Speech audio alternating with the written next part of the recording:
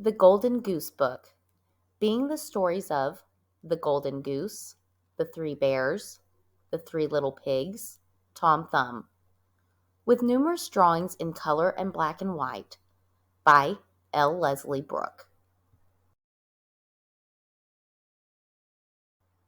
The Golden Goose, by L. Leslie Brooke.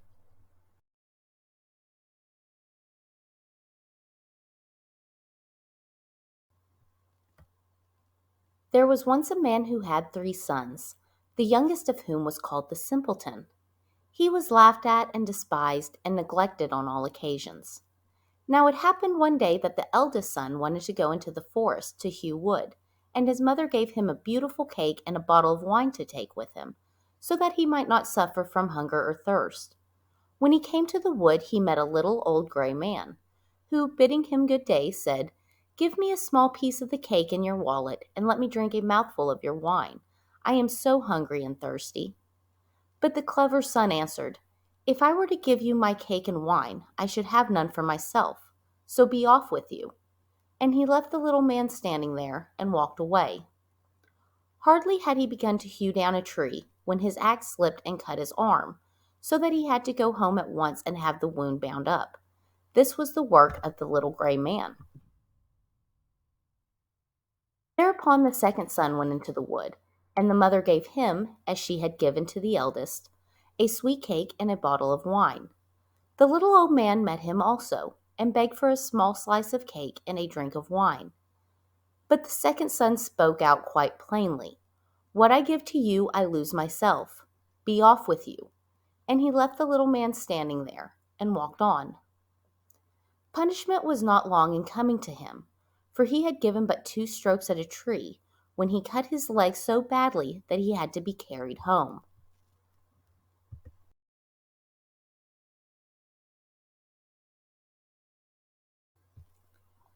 Then said the simpleton, "Father, let me go into the forest and hew wood." But his father answered him, "Your brothers have done themselves much harm, so as you understand nothing about wood cutting, you had better not try." But the simpleton begged for so long that at last the father said, "Well, go if you like. Experience will soon make you wiser." To him the mother gave a cake, but it was made with water and had been baked in the ashes, and with it she gave him a bottle of sour beer. When he came to the wood, the little gray man met him also, and greeted him, and said, "Give me a slice of your cake and a drink from your bottle. I am so hungry and thirsty." The simpleton replied, "I have only a cake that has been baked in the ashes, and some sour beer, but if that will satisfy you, let us sit down and eat together." So they set themselves down, and as the simpleton held out his food, it became a rich cake, and the sour beer became good wine. So they ate and drank together, and when the meal was finished, the little man said, "As you have a good heart, and give so willingly a share of your own, I will grant you good luck. Yonder stands an old tree. Hew it down, and in its roots you will find something." Saying this, the old man took his departure, and off went the simpleton and cut down the tree. When it fell, there among its roots sat a goose, with feathers of pure gold. He lifted her out and carried her with him to an inn where he intended to stay the night.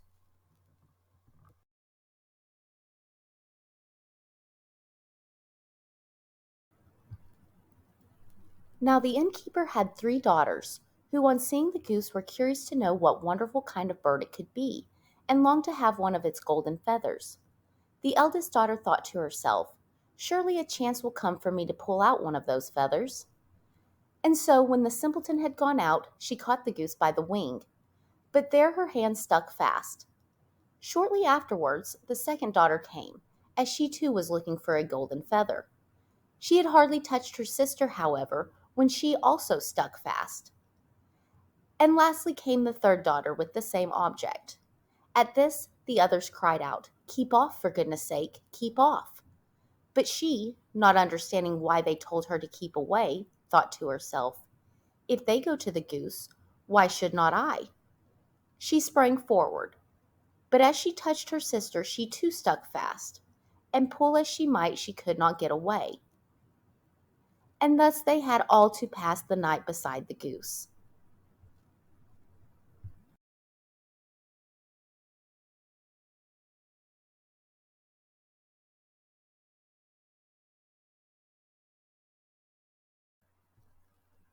The next morning the simpleton took the goose under his arm and went on his way, without troubling himself at all about the three girls who were hanging to the bird. There they went, always running behind him, now to the right, now to the left, whichever way he chose to go. In the middle of the fields they met the parson, and when he saw the procession, he called out, "Shame on you, you naughty girls! Why do you run after a young fellow in this way? Come, leave go!" With this he caught the youngest by the hand and tried to pull her back. But when he touched her he found he could not get away, and he too must needs run behind. Then the sexton came along, and saw the parson following on the heels of the three girls. This so astonished him that he called out, "Hi, Sir Parson, whither away so fast? Do you forget that today we have a christening?" And ran after him and caught him by the coat, but he too remained sticking fast. As the five now ran on, one behind the other, two laborers who were returning from the field with their tools came along. The parson called out to them and begged that they would set him and the sexton free. No sooner had they touched the sexton than they too had to hang on, and now there were 7 running after the simpleton and the goose.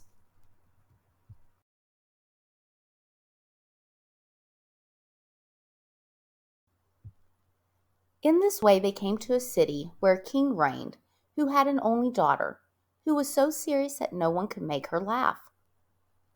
Therefore he had announced that whoever should make her laugh should have her for his wife.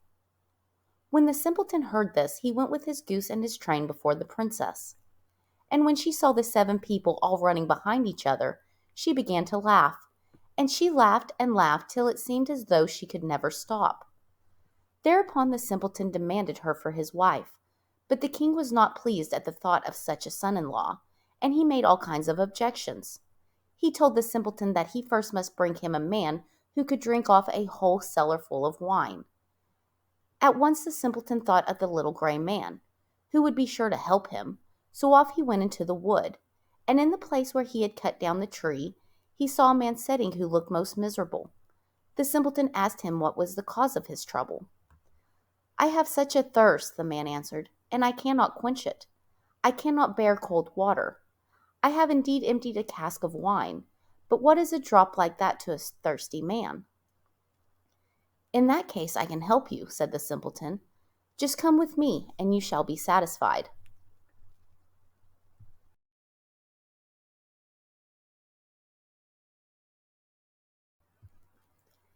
He led him to the king's cellar, and the man at once sat down in front of the great cask and drank, till before a day was over he had drunk the whole cellar full of wine. Then the simpleton demanded his bride again, but the king was angry that a mean fellow everyone called a simpleton should win his daughter, and he made new conditions. Before giving him his daughter to wife, he said that the simpleton must first find a man who would eat a whole mountain of bread. The simpleton did not stop long to consider, but went off straight to the wood. There in the same place as before sat a man who was buckling a strap tightly around him, and looking very depressed. He said, "I have eaten a whole oven full of loaves, but what help is that when a man is as hungry as I am? I feel quite empty, and I must strap myself together if I am not to die of hunger." The simpleton was delighted on hearing this, and said, "Get up at once and come with me. I will give you enough to eat to satisfy your hunger."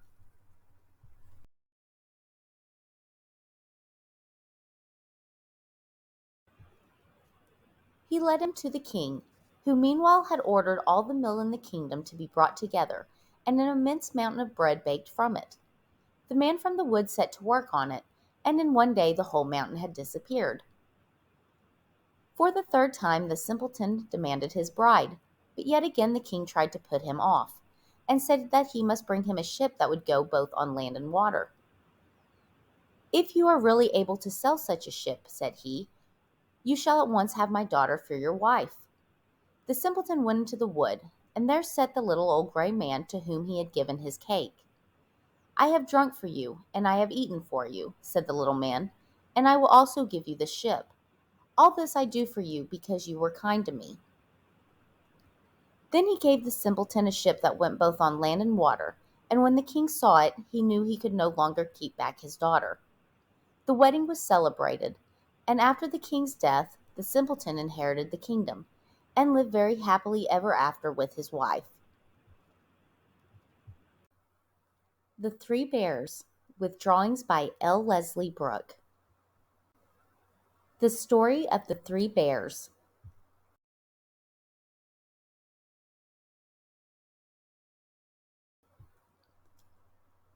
Once upon a time there were three bears, who lived together in a house of their own in a wood.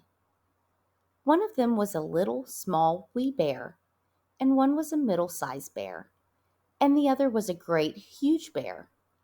They had each a pot for their porridge, a little pot for the little, small, wee bear, and a middle-sized pot for the middle bear, and a great pot for the great, huge bear. And they had each a chair to sit in, a little chair for the little, small, wee bear, and a middle-sized chair for the middle bear, and a great chair for the great, huge bear. And they had each a bed to sleep in, a little bed for the little, small, wee bear, and a middle-sized bed for the middle bear, and a great bed for the great, huge bear.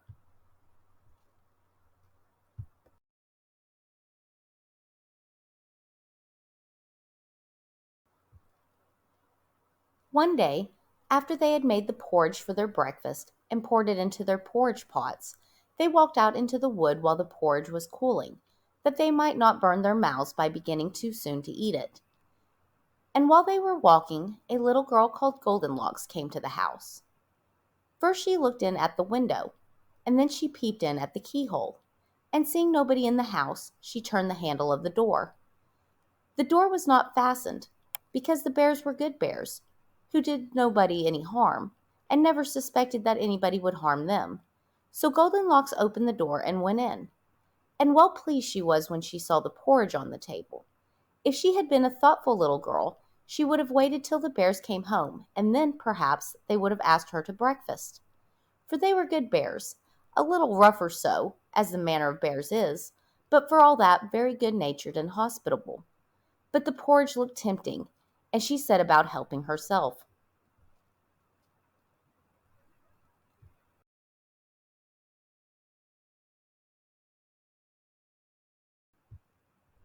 So first she tasted the porridge of the great, huge bear, and that was too hot for her. And then she tasted the porridge of the middle bear, and that was too cold for her. And then she went to the porridge of the little, small, wee bear, and tasted that, and that was neither too hot nor too cold, but just right. And she liked it so well that she ate it all up. Then Goldenlocks sat down in the chair of the great, huge bear, and that was too hard for her. And then she sat down in the chair of the middle bear, and that was too soft for her. And then she sat down in the chair of the little, small, wee bear, and that was neither too hard nor too soft, but just right. So she seated herself in it, and there she sat till the bottom of the chair came out, and down she came plump upon the ground. Then Goldenlocks went upstairs into the bedchamber, in which the three bears slept. And first she lay down upon the bed of the great, huge bear, but that was too high at the head for her. And next she lay down upon the bed of the middle bear, and that was too high at the foot for her. And then she lay down upon the bed of the little, small, wee bear, and that was neither too high at the head nor at the foot, but just right. So she covered herself up comfortably and lay there till she fell fast asleep. By this time the three bears thought their porridge would be cool enough, so they came home to breakfast. Now Goldenlocks had left the spoon of the great, huge bear standing in his porridge.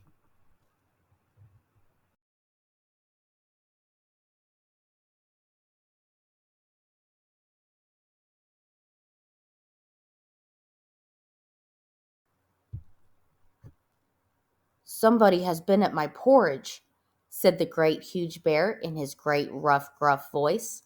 And when the middle bear looked at hers, she saw that the spoon was standing in it too. "Somebody has been at my porridge," said the middle bear in her middle voice. Then the little small wee bear looked at his, and there was a spoon in the porridge pot, but the porridge was all gone. "Somebody has been at my porridge and has eaten it all up," said the little small wee bear in his little small wee voice. Upon this the three bears, seeing that someone had entered their house and eaten up the little small wee bear's breakfast, began to look about them. Now Goldenlocks had not put the hard cushion straight when she rose from the chair of the great huge bear. "Somebody has been sitting in my chair," said the great huge bear in his great rough gruff voice.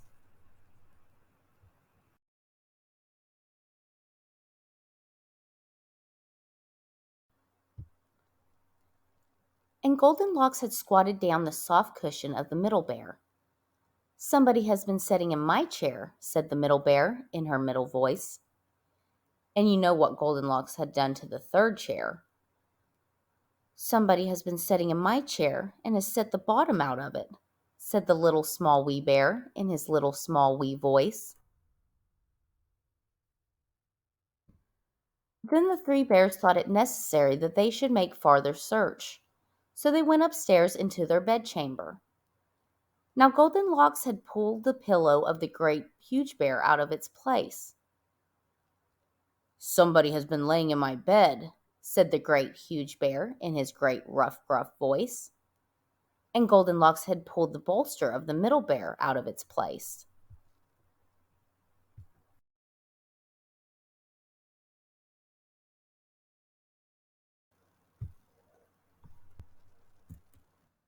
"Somebody has been lying in my bed," said the middle bear in her middle voice. And when the little small wee bear came to look at his bed, there was the bolster in its place, and the pillow in its place upon the bolster, and upon the pillow was the head of Goldenlocks, which was not in its place, for she had no business there. "Somebody has been lying in my bed, and here she is," said the little small wee bear in his little small wee voice. Goldenlocks had heard in her sleep the great rough gruff voice of the great huge bear, and the middle voice of the middle bear, but it was only as if she had heard someone speaking in a dream. But when she heard the little small wee voice of the little small wee bear, it was so sharp and so shrill that it awakened her at once. Up she started, and when she saw the three bears on one side of the bed, she tumbled herself out at the other, and ran to the window. Now the window was open, because the bears, like good, tidy bears, as they were, always opened their bedchamber window when they got up in the morning. Out Goldenlocks jumped, and ran away as fast as she could run, never looking behind her. And what happened to her afterwards I cannot tell, but the three bears never saw anything more of her.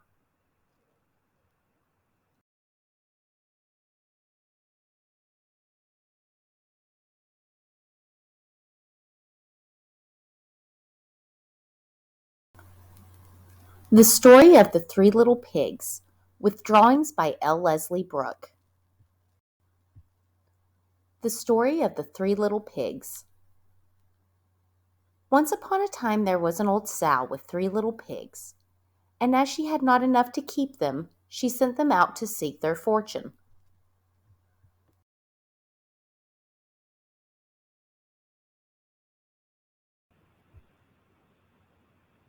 The first that went off met a man with a bundle of straw, and said to him, "Please, man, give me that straw to build me a house." Which the man did, and the little pig built a house with it. Presently came along a wolf, and knocked at the door, and said, little pig, let me come in." To which the pig answered, "No, no, by the hair of my chinny chin chin."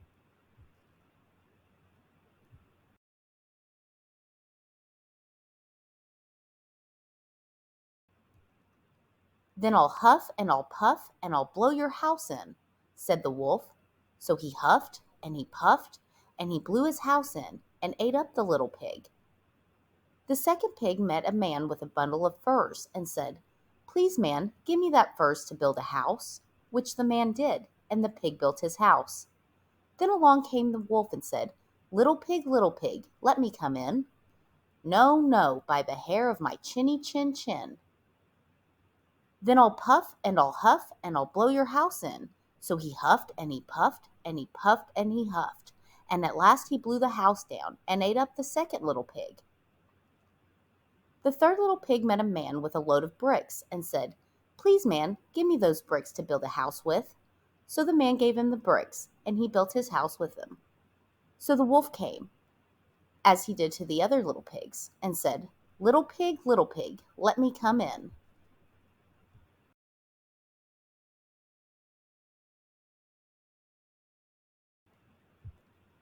"No, no, by the hair of my chinny chin chin. Then I'll huff and I'll puff and I'll blow your house in." Well, he huffed and he puffed and he huffed and he puffed and he puffed and he huffed, but he could not get the house down. When he found that he could not, with all his huffing and puffing, blow the house down, he said, "Little pig, I know where there is a nice field of turnips." "Where?" said the little pig. "Oh, in Mr. Smith's home field, and if you will be ready tomorrow morning, I will call for you, and we will go together and get some for dinner." "Very well," said the little pig, "I will be ready. What time do you mean to go?" "Oh, at 6 o'clock." Well, the little pig got up at 5, and got the turnips and was home again before 6. When the wolf came, he said, "Little pig, are you ready?"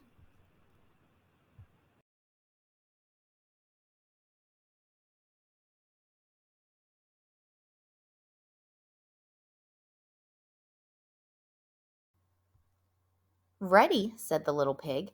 "I have been and come back again, and got a nice potful for dinner." The wolf felt very angry at this, but thought that he would be up to the little pig somehow or other. So he said, "Little pig, I know where there is a nice apple tree." "Where?" said the little pig. "Down at Mary Garden," replied the wolf.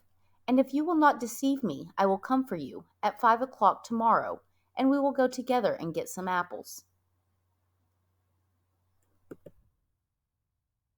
Well, the little pig woke at 4 the next morning and bustled up and went off for the apples, hoping to get back before the wolf came. But he had farther to go, and had to climb up the tree, so that just as he was coming down from it, he saw the wolf coming, which, as you may suppose, frightened him very much. When the wolf came up, he said, "Little pig, what are you here before me? Are they nice apples?"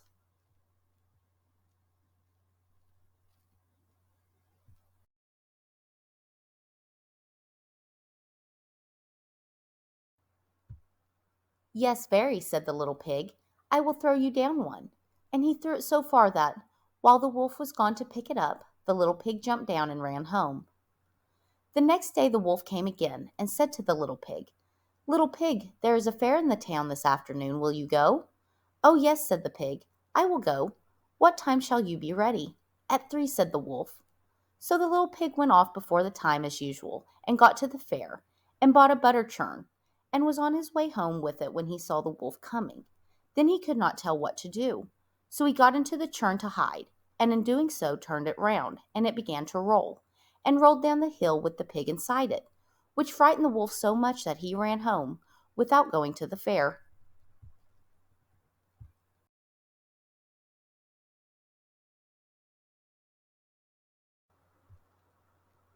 He went to the little pig's house, and told him how frightened he had been by a great round thing which came down the hill past him. Then the little pig said, "Ha! I frightened you, did I? I had been to the fair and bought a butter churn, and when I saw you I got into it and rolled down the hill." Then the wolf was very angry indeed, and declared he would eat up the little pig, and that he would get down the chimney after him.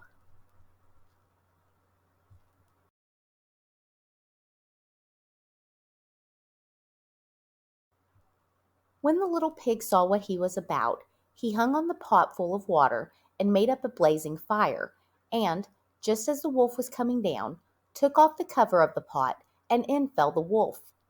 And the little pig put on the cover again in an instant, boiled him up, and ate him for supper, and lived happily ever after. Tom Thumb, with drawings by L. Leslie Brooke.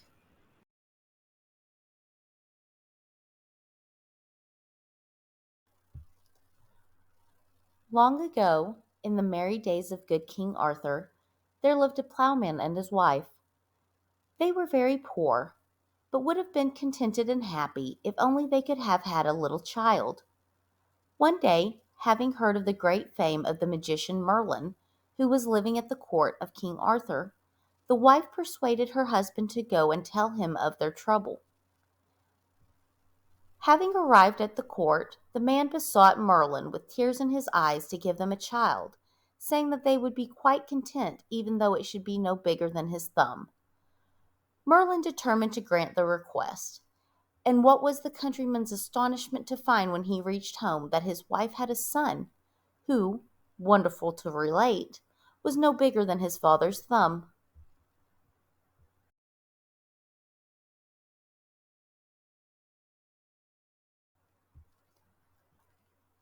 The parents were now very happy, and the christening of the little fellow took place with great ceremony. The fairy queen, attended by all her company of elves, was present at the feast. She kissed the little child, and, giving it the name of Tom Thumb, told her fairies to fetch the tailors of her court, who dressed her little godson according to her orders. His hat was made of a beautiful oak leaf, his shirt of a fine spider's web, and his hose and doublet were of thistledown.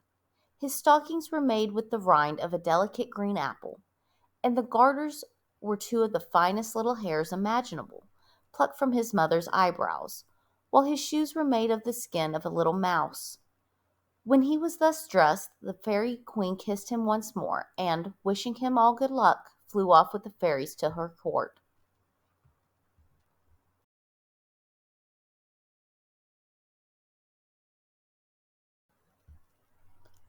As Tom grew older, he became very amusing and full of tricks, so that his mother was afraid to let him out of her sight. One day, while she was making a batter pudding, Tom stood on the edge of the bowl, with a lighted candle in his hand, so that she might see that the pudding was made properly. Unfortunately, however, when her back was turned, Tom fell into the bowl, and his mother, not missing him, stirred him up in the pudding, tied it in a cloth, and put it into the pot. The batter filled Tom's mouth and prevented him from calling out. But he had no sooner felt the hot water than he kicked and struggled so much that the pudding jumped about in the pot, and his mother, thinking the pudding was bewitched, was nearly frightened out of her wits. Pulling it out of the pot, she ran with it to her door, and gave it to a tinker who was passing. He was very thankful for it, and looked forward to having a better dinner than he had enjoyed for many a long day. But his pleasure did not last long, for, as he was getting over a stile, he happened to sneeze very hard, and Tom, who had been quite quiet inside the pudding for some time, called out at the top of his little voice, "Hello, Pickens!" This so terrified the tinker that he flung away the pudding and ran off as fast as he could. The pudding was all broken to pieces by the fall, and Tom crept out, covered with batter, and ran home to his mother, who had been looking everywhere for him, and was delighted to see him again. She gave him a bath in a cup, which soon washed off all the pudding, and he was none the worse for his adventure. A few days after this, Tom accompanied his mother when she went into the fields to milk the cows, and, fearing he might be blown away by the wind, she tied him to a sow thistle with a little piece of thread. While she was milking, a cow came by, bit off the thistle, and swallowed up Tom. Poor Tom did not like her big teeth, and called out loudly, "Mother, mother!" "But where are you, Tommy, my dear Tommy?" cried out his mother, wringing her hands. "Here, mother," he shouted, "inside the red cow's mouth." And, saying that, he began to kick and scratch till the poor cow was nearly mad, and at length tumbled him out of her mouth. On seeing this, his mother rushed to him, caught him in her arms, and carried him safely home.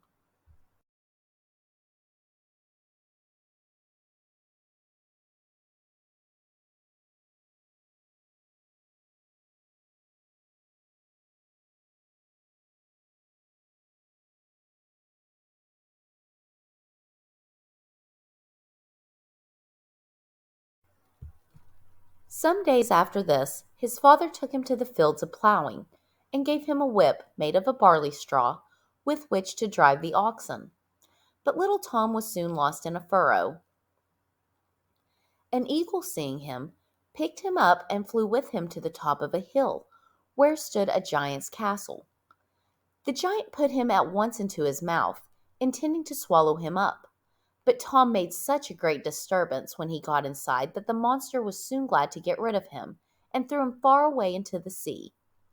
But he was not drowned, for he had scarcely touched the water before he was swallowed by a large fish, which was shortly afterwards captured and brought to King Arthur as a present by the fishermen.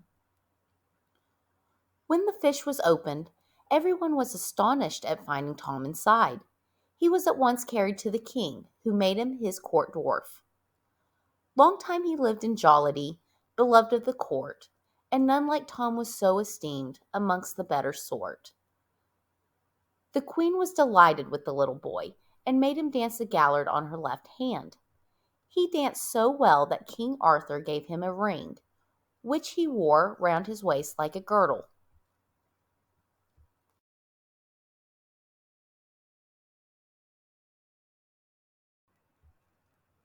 Tom soon began to long to see his parents again, and begged the king to allow him to go home for a short time. This was readily permitted, and the king told him he might take with him as much money as he could carry. And so away goes lusty Tom, with 3 pence at his back, a heavy burthen which did make his very bones to crack. He had to rest more than 100 times by the way, but after 2 days and 2 nights, he reached his father's house in safety. His mother saw him coming and ran out to meet him, and there was great rejoicing at his arrival. He spent 3 happy days at home, and then set out for the court once more.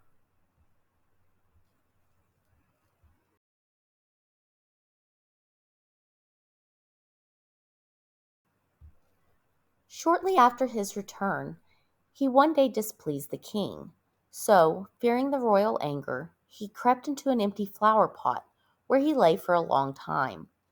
At last he ventured to peep out, and seeing a fine large butterfly on the ground close by, he stole out of his hiding place, jumped on its back, and was carried up into the air. The king and nobles all strove to catch him, but at last poor Tom fell from his seat into a watering pot, in which he was almost drowned, only luckily the gardener's child saw him and pulled him out. The king was so pleased to have him safe once more that he forgot to scold him, and made much of him instead. Tom afterwards lived many years at court, one of the best beloved of King Arthur's knights. Thus he at tilt and torment was entertained so, that all the rest of Arthur's knights did him much pleasure show, with good Sir Launcelot du Lake, Sir Tristram and Sir Guy, yet none compared to brave Tom Thumb in acts of chivalry. The End.